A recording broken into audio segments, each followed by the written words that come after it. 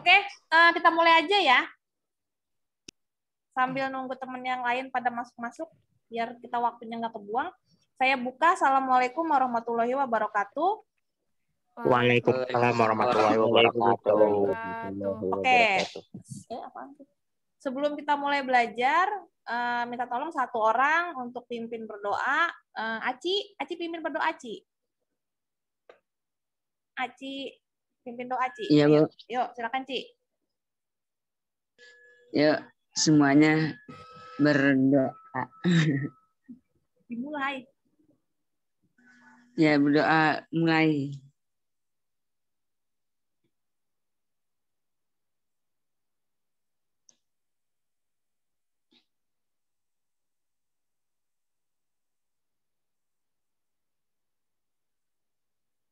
Udah, Bu. Ya, berdoa selesai. Terima kasih, Aci. Iya, Selamat Bu. pagi, Indonesia. Selamat pagi, kelas 11 IPA. Selamat pagi, Anizomia. Terima kasih untuk yang sudah ikut Zoom hari ini. Yang tidak ikut Zoom, beberapa tadi udah japri karena terkendala tidak support dan tidak ada kuota. Ya sudahlah. Nanti saya kirim PPT-nya ke grup dan kirim rekaman video Zoom meeting ini. Hari ini kita mau bahas materi terakhir sebelum PTS, yaitu tentang yang kemarin saya berikan videonya 2 minggu yang lalu tentang garam. Jadi kita sudah masuk ke reaksi asam dan basa. Nanti kita akan bisa menentukan apa hasilnya dan apa sifat dari hasil reaksi tersebut. Nah, di sini kita baru bahas teori, jadi belum masuk ke hitungan. Dan minggu lalu juga saya udah kasih latihan soalnya, sudah beberapa yang bisa mengerjakan. Jadi nomor 1 itu sama nomor 2 kalau nggak salah reaksinya hasilnya apa. 3, 4, 5 itu adalah menentukan mana garam yang sifatnya netral atau asam dan basa. Jadi lebih ke dominan asam atau lebih ke dominan basa. Gitu. Dan nomor 3, 4, 5 itu kalau nggak salah soalnya jawabannya bisa lebih dari 1.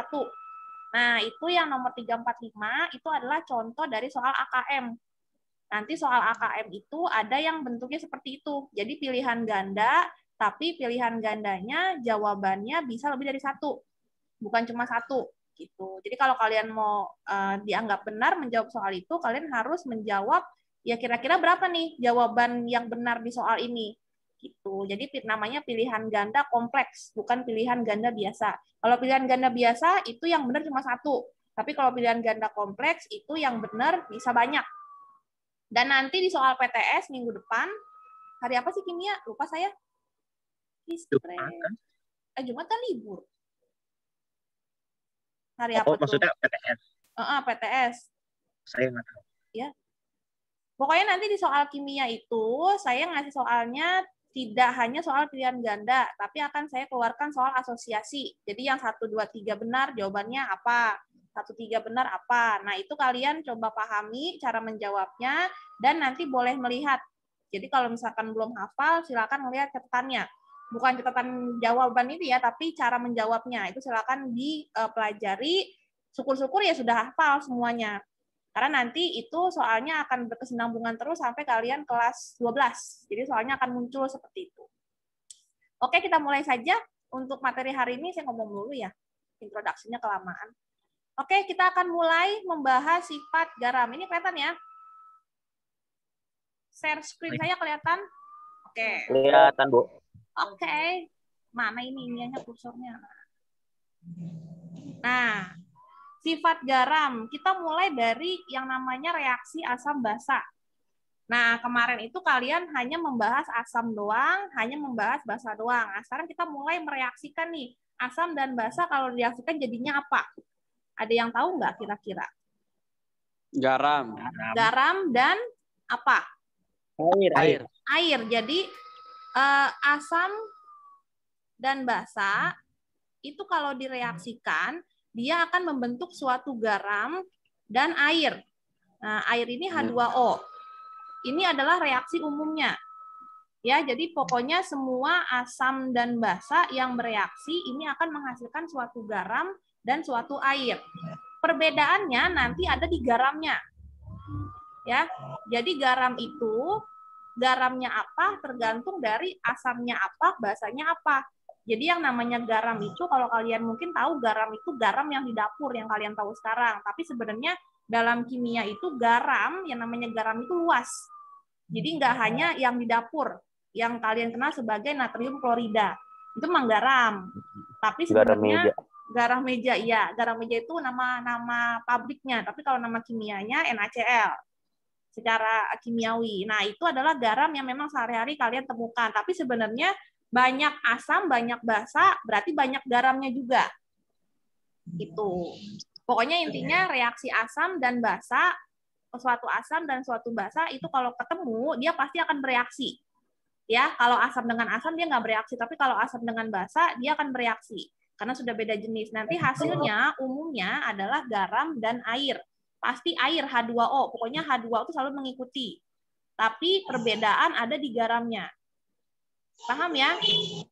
Paham. Oke, contohnya misalkan saya punya garamnya asamnya itu adalah HCl. Jangan colek-colek, Aci. Basanya saya ambil NaOH. Nah, kira-kira garamnya apa? Nah, ini pasti belakangnya H2O, ini pasti. H2O itu akan selalu mengikuti. Ada yang tahu ini jadinya apa? HCl tambah NaO. Hah? Apa akhirnya? PL. NaCl. NaCl. Kenapa NaCl? Karena O sama H-nya kan dicoret, terus yang HCl H-nya juga dicoret, terus Na-nya ditulis duluan, terus Cl-nya baru ditulis. Jadi yang kemarin diajarin pas saya dipanggil. Nggak usah sampai detail juga ya, belakangnya nggak usah dikasih tahu. Jadi HCl tambah NaO itu gampangnya kalau kamu ketemu reaksi asam dan basa, atau mungkin nanti dibalik ya, basa dengan asam. Jadi ini aja, OH sama H-nya, OH yang dari basa, sama H yang dari asam, ini akan menyatu dia. Nah, dia akan bergabung, membentuklah si H2O. Nah, itu ya, jadi asal H2O itu adalah dari OH-nya si basa dan H-nya si asam. Nah, sisanya atau yang ini, Cl dengan Na-nya, ini akan bergabung juga. Jadi dia kayak tukeran pasangan gitu loh. Jadi kayak tukeran pasangan, OH dengan H jadi H2O. Nah, sisa ionnya, si Na dengan Cl ini juga akan bergabung. Nah, dia akan membentuk NaCl. Harap diperhatikan penulisannya. Yang ditulis itu adalah ion yang basa duluan ya. Ini kan ion basa nih. Iya. Nah, ini ion asam. Jadi jangan dibalik. Walaupun reaksinya itu adalah asam tambah basa, tapi nulis garamnya itu dari ion yang basa duluan. Paham nggak?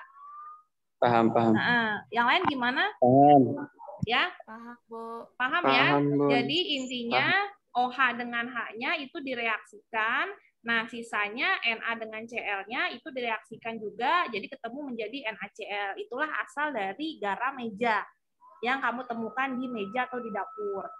Gitu. Jadi untuk garam NaCl ternyata berasal dari basa NaOH dan asam HCl. Ini baru garam yang pertama. Bisa?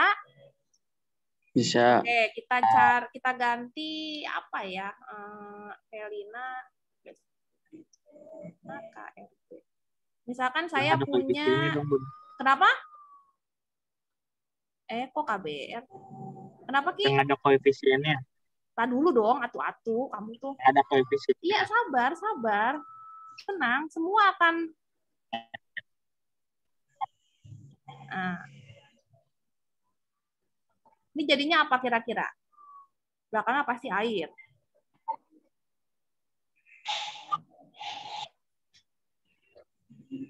Jadinya apa nih? KOH tambah HF. Hah? KF dong. KF. Kamu kayaknya ragu banget, Hairul mau jawab. Danar apa, Danar? FK mungkin. FK apa KF? Ayo, yang lain gimana? FK. FK apa KF? Lupa. FK. Ayo yang lain ya, perempuan mana jawabannya? KF, Bu. KF. KF apa FK nih? Ada yang bilang KF, ada yang bilang FK. Kan kata bundanya bahasa dulu kan. Iya, oke. Ya, oke, pintar. Jawabannya tadi yang benar adalah KF.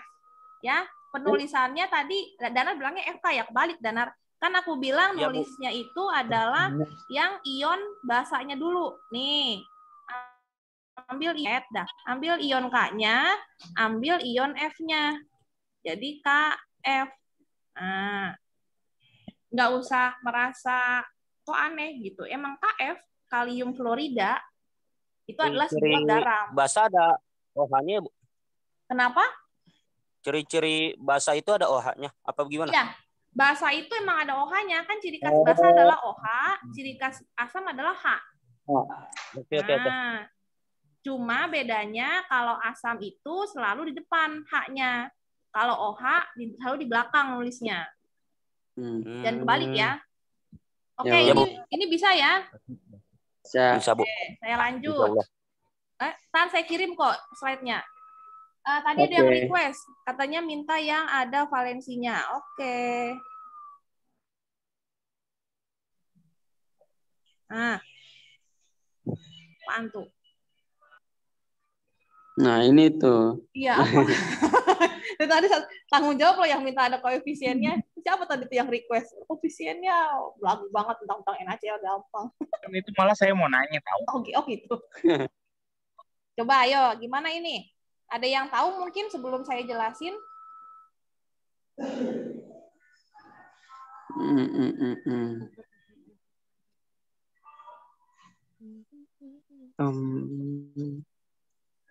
Mana? Ayo gimana? MgCl kuadrat, MgCl yang duanya kecil di bawah. MgCl kuadrat. Ya udah MgCl 2 gitu Danar. MgCl kuadrat apa MgCl 2 nih? MgCl 2. Oke. Jadi gampangnya. Itu hanya. Kenapa? Itu hanya jadi 2 juga meskipun H2 enggak ya? Mana? Ini kan pasti. Yang HCl. Iya, nanti jadi ada 2-nya, ada koefisiennya. Ini tambah, ini pastikan H2O belakangnya. Ya. Nah, sekarang kita cek ini kira-kira garamnya apa nih. Nah, kalau kayak gini sebenarnya sama prinsipnya. Jadi OH ketemu dengan H. Cuma biar gampangnya kamu tinggal substitusikan saja OH dengan si Cl. Jadi gini loh. Ini Cl-nya masukin ke sini. Nah, tendang si OH-nya biar OH ketemu sama H. Nah, 2-nya jangan dihapus nih angka 2 ini. Jadi kurungnya itu tetap ada kurung. Jadi kita hanya mengganti isi si kurungnya saja. Maka dia akan menjadi Mg, kalau mau dikurungin ya begini, Cl2. Gitu. Jadi 2-nya itu jangan hilang. Paham nggak? Paham. Oke, nah kalau kayak begini, reaksi ini belum setara. Kalau yang tadi NaOH tambah HCl karena sama-sama satu H-nya. H dan OH sama-sama satu. Otomatis reaksinya akan setara. Tapi kalau OH dan H-nya berbeda jumlah atau berbeda valensi, kayak ini kan H-nya satu nih. Ya kan? Only one. Cuma satu. Ini OH-nya ada 2. Nah, ini pasti akan ada perbedaan di koefisien penyetaraan. Nah, ini harus kamu setarakan. Jadi, otomatis ini H2O-nya akan ada 2 di sini. Nah, iya pinter ada 2. Terus apa lagi yang ada 2-nya? Kira-kira. Apalagi yang ada 2-nya? Oh, Mg-nya bukan Mg-nya 1. Kenapa? O-nya pun kali yang ada 2 lagi. Ini kan udah 2, high real 2 kali 1, 2. Nah, ini kan sudah 2. Ini sudah otomatis O-nya akan sama. Cuma ada senyawa lain, unsur lain yang beda. Apa kira-kira? Nih, Cl-nya nih. Ini Cl-nya 2 kan? Iya. Nah, sebelah sini harus 2 juga. Sedangkan ini baru 1. Gimana nambahinnya depan sini? Nah, jangan kamu nambahin di sini kecil. Ini salah. Jadi yang boleh diotak-atik itu adalah angka yang di depan. Maka untuk MgOH 2 kali tambah HCl, itu hasil akhirnya adalah, kalau saya tulis lagi, MgOH 2 kali tambah HCl, ini akan menjadi MgCl2 tambah H2O. Nah, awalnya gini kan, tapi karena ada perbedaan koefisien antara OH dan H-nya, maka kita akan penyetaraan di sini 2. Ini kenapa sih pulpen saya? Dan di sini 2. Nah, itu. Jadi hasil akhir reaksinya adalah seperti ini. Garamnya adalah garam MgCl2. Dari mana dia? Dari MgOH dan HCl. Kayak gitu. Coba dipahami. Ini untuk yang kalau OH-nya 2. Aku mau nanya. Iya, apa? Itu kalau dalam reaksi kayak gini tuh kalau penyetarannya itu harus naik gitu ya. Misalkan dari kan tadi dia HCl doang terus jadi 2 HCl, nggak bisa kayak kebalik gitu. Kebaliknya 2 gimana, HCl Ki? Kebaliknya gitu. maksudnya gimana? Kebaliknya gimana nih? Nggak dari 2 HCl jadi HCl gitu. Jadi nilainya dibagi gitu. 2 HCl jadi HCl. Iya gitu maksudnya. 2 dibagi maksudnya gimana? Kan HCl-nya awalnya nggak ada Nah, misalkan duanya. kalau reaksinya beda bukan reaksi ini gitu, tapi bisa kita turunin gitu nilainya jadi bukan 2. Iya, kalau penyetaran reaksi itu dia malah justru akan menambahkan koefisien biasanya. Jadi bukan pengurangan ya? Enggak, bukan pengurangan. Kalau pengurangan nanti jadi pecahan. Nah, otomatis ketika jadi pecahan, otomatis kan harus di bilangan bulat kan? Karena kalau koefisien nggak boleh yang pakai pecahan. Dia otomatis akan dikaliin lagi, dia akan naik lagi ke angkanya. Itu ya. Jadi kalau menyetarakan itu justru malah menambah nilai koefisien. Jarang penyetaraan itu yang mengurangi nilai koefisien. Oke, kita lanjut ya. Sekarang kita balik. Tadi kan si basanya yang 2. Sekarang saya ganti NaOH tambah H2SO4. Nah, ini kira-kira jadinya apa nih? Tadi OH-nya yang 2. H3O. Hah? Iya, pasti belakangnya H2O. Pasti belakangnya H2O.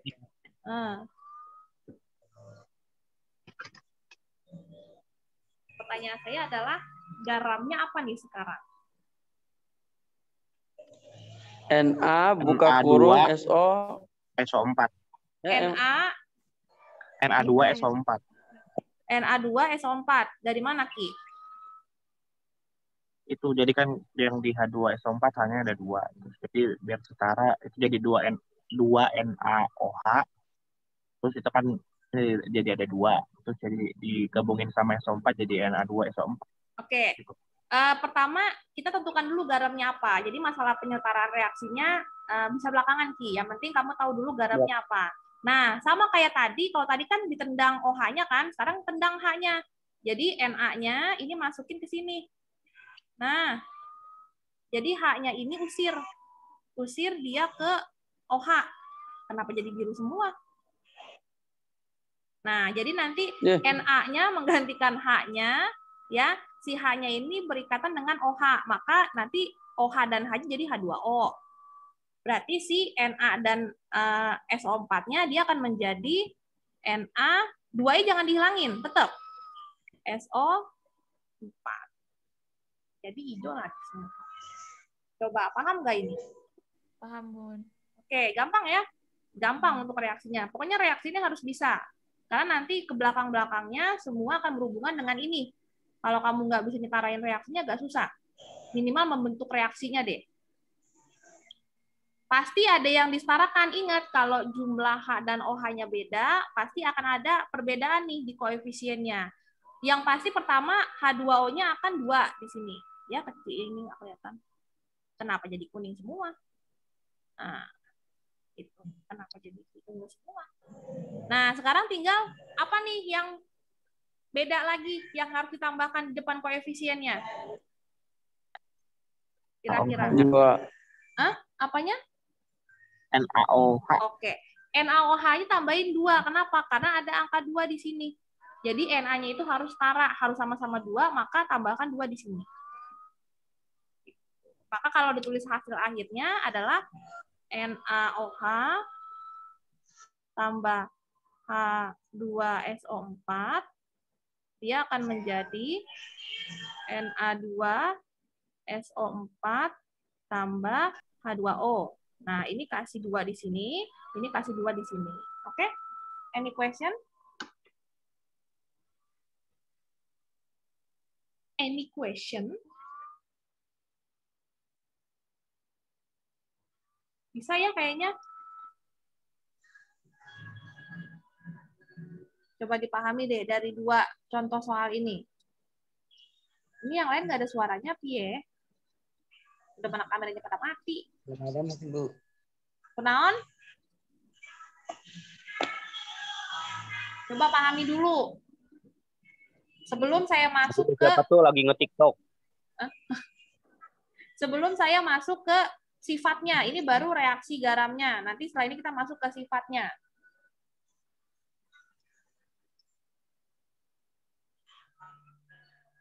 Oke, nanti saya kirim PPT-nya kok, tenang aja. Oke, saya lanjut ya. Boleh saya lanjut? Ya, Bun. Oke, aku lanjut ya. Kosong. Nah, sekarang kita masuk ke sifat dari garam. Setelah kamu bisa menentukan garam yang terbentuk apa, sekarang kita tentukan sifatnya apa. Bisa bersifat netral. Jadi ada 4 ya. Sifat garam itu ada 4. Sifat garam. Bukan ada 4 sih sebenarnya, ada 3. Kok 4 sih? Garam netral. Netral itu berarti pH-nya sama dengan 7. Nah, yang kedua adalah garam asam. Yang sifatnya asam berarti pH-nya lebih kecil dari 7. Yang terakhir adalah garam basa. Yang terakhir ini pH-nya lebih besar dari 7. Ya, jadi ini adalah sifat dari garam-garam hasil reaksi asam dengan basa. Ini ada 3. Bisa bersifat netral, itu kalau kamu cek pH-nya 7. Bisa bersifat asam, itu pH-nya pasti di bawah 7. Dan bisa bersifat basa, pH di atas 7. Nah, sekarang gimana cara menentukan garam-garam yang sifatnya seperti ini? Ada yang bisa jelaskan mungkin? Siapa? Kenapa, Bu? Jelaskan, ada yang bisa menjelaskan kenapa garam ini bersifat netral, garam ini bersifat asam, atau bersifat basa? Mungkin ada yang udah tahu? Saya kasih kesempatan untuk menjelaskan. Mungkin bisa berpengaruh dari suhu airnya atau apa, suhu kandungannya atau cuaca gitu. Selain itu mungkin yang lain ada menambahkan?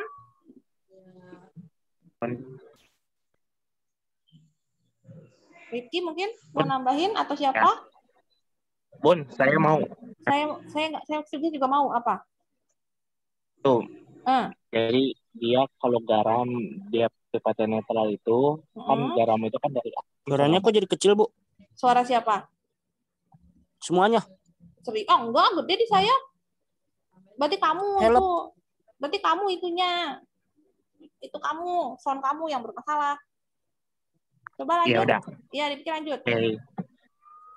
Jadi kan dia netral. Dia kalau sifat garamnya netral itu kalau misalkan dia dari gabungan dari asam sama basa. Asam sama basa. Nah, kalau itu kalau dia dari asam yang kuat sama basa yang lemah. Kalau dia sifat garamnya basa, itu dia dari basa yang kuat sama asamnya lemah. Nah, kalau misalkan dua-duanya lemah, itu ditentukannya itu dari Ka sama Kb-nya. Kalau misalkan Ka sama Kb-nya sama, dia netral. Tapi kalau misalkan Ka lebih besar daripada Kb, dia asam. Kalau Kb lebih besar daripada Ka, dia basa. Ya. Jadi ya benar yang dijelaskan sama Riki, dan tadi tambahan dari Danat juga, suhu juga sebenarnya ngaruh. Suhu sama jumlah air itu sebenarnya bisa mempengaruhi, tapi nggak terlalu besar. Jadi yang mempengaruhi sifat garam ini adalah penyusun si asam dan basanya. Tadi yang dijelaskan Riki, oke, untuk yang netral ini terbentuk, ini saya bikinnya ini aja ya, asam kuat, AK sama BK, berarti asam kuat, basa kuat, gitu ya. Jadi kalau netral itu dari asam kuat dengan basa kuat. Jadi dua-duanya adalah unsur yang kuat. Jadi sama-sama nggak mau ngalah nih. Jadi dua-duanya kuat, maka nanti garam hasilnya itu adalah garam yang netral. Nah, kalau yang asam, benar tadi kata Riki, jadi kalau sifatnya asam, artinya yang dominan adalah asamnya. Berarti yang kuat adalah asamnya. Nah, basanya harus lemah. Nah, gitu. Nah, kalau yang terakhir, itu yang basa tinggal dibalik aja. Berarti yang dominan adalah basanya yang kuat. Nah, asamnya berarti harus asam yang lemah. Untuk tadi yang Rifki bilang kalau asam basanya dua-duanya lemah, nanti kita bahas belakangan. Yang penting kalian paham teori ini. Jadi kalau dia netral itu sifatnya sifat terbentuk dari asam kuat dan basa kuat. Kalau yang garam asam itu otomatis dari asam kuat dan basanya harus lemah. Nah, yang terakhir kalau dia dari sifatnya basa, harus yang kuat itu berarti basanya, asamnya harus lemah. Tinggal ada yang mengalah aja, kecuali yang netral, dua-duanya nggak mau ngalah, dua-duanya kuat. Paham ya? Ini teori dasarnya. Kenapa Paham, bersifat asam, kenapa bersifat basa. Dan kuncinya kembali kamu harus tahu mana asam yang bersifat kuat, mana basa yang bersifat kuat. Intinya hafalin aja yang sifatnya kuat karena yang kuat itu sedikit. Ya kalau yang lemah itu banyak. Ya, saya kan pernah kasih tuh di video kalau nggak salah asam kuat tuh apa aja, basa kuat tuh apa aja, atau kalian boleh searching juga banyak kok di internet menjelaskan apa aja sih asam kuat, apa aja sih basa kuat. Jadi yang lemah mah jangan dihafal. Orang lemah tuh banyak, tapi orang kuat sedikit. Oke, kita cek contohnya. Nggak bisa jalan ini. Nah, untuk garam yang netral. Contoh yang paling gampang dari garam netral itu adalah NaCl. Ya, NaCl itu adalah garam netral. Terus ada lagi mana nih? KCl. Pokoknya belakang CaCl itu biasanya garam netral ya, tapi lihat depannya juga. Ada CaBr2. Nah, semua garam-garam ini terbentuk dari basa yang kuat dan asam yang kuat. Seperti itu. Ya, ini adalah garam-garam netral. Atau bisa juga tadi ada contoh Na2SO4. Nah, ini juga termasuk garam yang bersifat netral. Kemudian garam yang bersifat asam atau garam asam. Contohnya ada yang tahu garam asam siapa aja?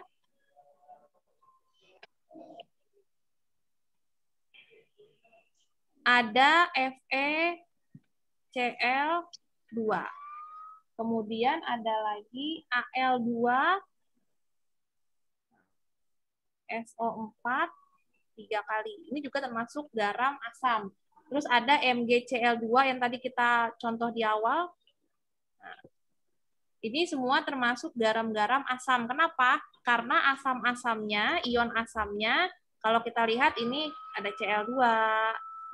Kenapa? Susah banget muternya. Ini ada SO4, ini ada Cl. Nah, semua ion-ion yang belakang ini adalah ion-ion yang berasal dari asam kuat.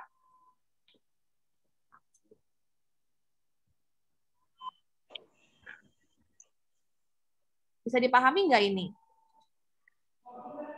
Garam netral, garam asam. Oke. Apa ulang? Ulang yang mana, Intan? Iya. Ulang yang mana, Intan? Ya nggak ngomong ulang. Oh, kamu nggak ngomong ulang? Saya dengar ulang, Bu, ulang. Ayo, Bun, yang ngomong, Bun. Najwa kenapa? Najwa ngomong ulang yang mana, Najwa? Yang garam asam tadi, Bun. Yang mana kamu belum pahamnya? Cara ngebedain garam netral sama garam asam tadi. Oke. Pertama, Najwa harus tahu dulu asam kuat siapa aja, basa kuat siapa aja. Nah, ketika kamu sudah tahu asam kuat, basa kuat, pokoknya hafalin 2 itu aja deh. Kalau lemah itu banyak. Nah, ketika mereka bergabung, ini kan sudah garam nih sebenarnya.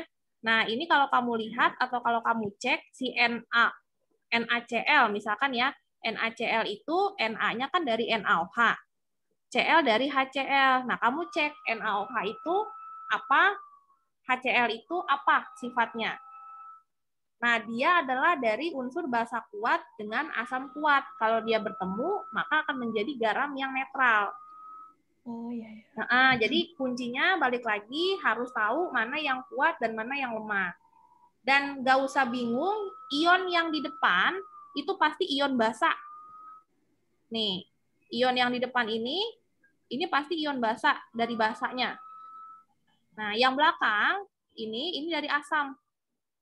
Jadi nggak usah keder. Yang depan itu asam apa basa ya? Semua itu pasti sama. Yang depan itu basanya, yang belakang itu asamnya. Gitu ya, Najwa. Oke, Bun. Oke, untuk garam asam saya ulangi. FeCl2. Fe itu adalah basa lemah. Nah, nanti kamu cek. Cl ini dari HCl. Ini adalah asam kuat. Itu ya. Sama juga dengan SO4. SO4 ini dari H2SO4. Nah, ini asam kuat nih. Depannya Al, aluminium itu dia pasti bahasanya basa lemah. Oh, apa tuh? Oke, saya lanjut ke garam basa. Tinggal dikit lagi waktu kita. Garam basa contohnya adalah NaF yang paling gampang.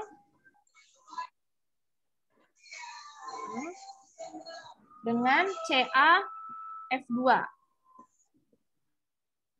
Ini adalah contoh dari garam basa. Kenapa? Karena yang depan, si Na dengan Ca itu adalah ion dari basa kuat.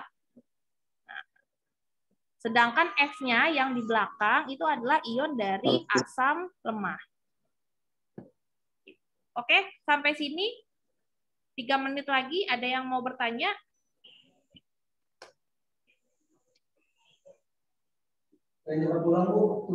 Apa? Tadi yang garam basa gimana, Bun? Garam basa berarti basanya yang kuat. Jadi yang depan, ion depannya itu NaF. Berarti Na-nya kan dari NaOH nih. Nah, NaOH itu kalau kamu cek, dia adalah basa kuat. Sedangkan F itu dari HF, dia pasti asam. F itu adalah asam lemah. Gitu. Oh, oke, paham. Jadi gitu ya. Jadi kamu tinggal cek aja ini ionnya sifatnya kuat atau lemah. Nanti siapa yang lebih dominan itu adalah ngikutin dia. Kalau dia dua-duanya kuat, berarti dia netral, gitu aja. Dan kuncinya yang ion yang di depan. Basanya di depan ya, Bu? Kenapa, Intan? Kalau penulisan itu selalu berurutan basa dulu baru asam. Iya. Umumnya memang basa dulu. Hanya satu yang dia asam duluan, ion asetat. Nanti saya jelaskan belakangan. Yang penting untuk sementara kamu harus pahami bahwa penulisan garam itu dimulai dari ion basa. Baru belakangnya ion yang asam.